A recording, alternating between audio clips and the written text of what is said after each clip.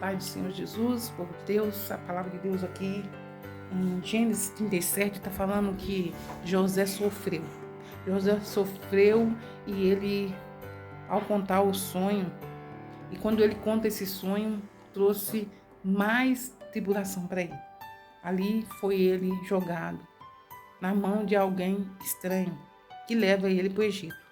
Quero dizer para vocês, amados, que muitas das vezes nós vamos contar algo que Deus está fazendo, só que, porém, quando você conta para uma pessoa que inveja você. E foi assim que José, ele sofreu. Mas só que o processo foi tão doloroso, mas ele sofreu esse processo calado. Ele não teve com quem ele desabafasse. Mas eu quero dizer para você que muitas das vezes vai vir lágrima, vai vir sofrimento para você. Você não vai ter ninguém para desabafar. Mas não é para você perder a esperança. Não perde a esperança que José ele venceu. O obstáculo da vida não é para você desistir, é para você persistir em acreditar. O sonho que Deus tem para você é grande. E o sonho de José ele não foi morto. O que acontece com toda a trajetória de José? José aprendeu a amar mais. José aprendeu a viver. Então, quando José, na idade de 17 anos, ele não teve dentro dele revolta de destruição, porque naquele tempo poderia José vingar de todos. Irmãos, preste atenção, a essência que tem que estar dentro de cada um de nós. Hoje o tempo está difícil, não traga dentro de você revolta, não traga dentro de você que você tem que vingar com sua própria mão. O sofrimento traz você a ser mais e mais perdoador, que amar mais. Através do sofrimento faz você viver a vontade de Deus.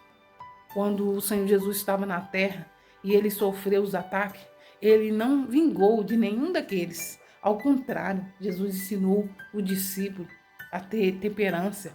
Quando Pedro arranca a orelha do soldado, você pode entender que Jesus poderia deixar ele sangrar até a morte, mas não foi assim.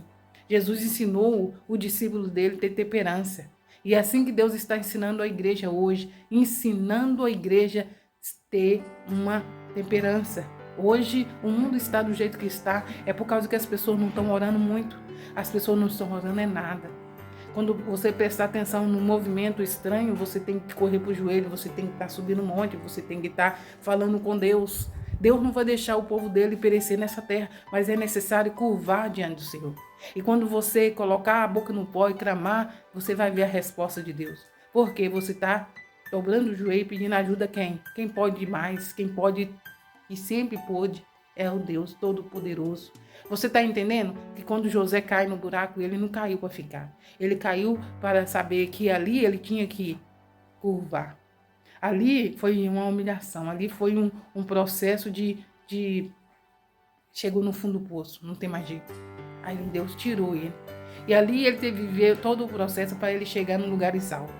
Assim Deus vai fazer comigo e com você. Talvez está doendo aí, está doendo. Em todo lugar tem dor, mas você vai ter a sua resposta. As bênçãos de Deus virá. Quando você menos esperar, você está vivendo aquilo que Deus quer que você viva. O processo é necessário viver. Mas chegar num lugares altos, você vai saber da onde que você saiu. Você saiu de um buraco, de um lugar que não tinha jeito. Deus vai tirar você dessa situação para te dar vitória. Amém? Fica na paz. E essa palavra que eu deixo em Gênesis, José, a história de José marca toda a nossa trajetória, a nossa vida, porque ele viveu e nós estamos vivendo hoje. José viveu aquele processo doloroso e você tem vivido também. Todos nós estamos vivendo um processo de muita luta, de muitas das vezes angústia, mas Deus não perdeu o controle. Assim como Deus não perdeu o controle da vida de José. José viveu e ele foi colocado em lugares altos. Amém? A história bíblica está refletindo no dia de hoje. Pense nisso e viva com Deus, porque o melhor de Deus está por vir todos os dias da nossa vida. Aguarda, só mais um pouco. Deus fará a justiça dele na vida dos seus. Que a paz esteja na sua vida e na sua casa, em toda a sua parentela. Amém?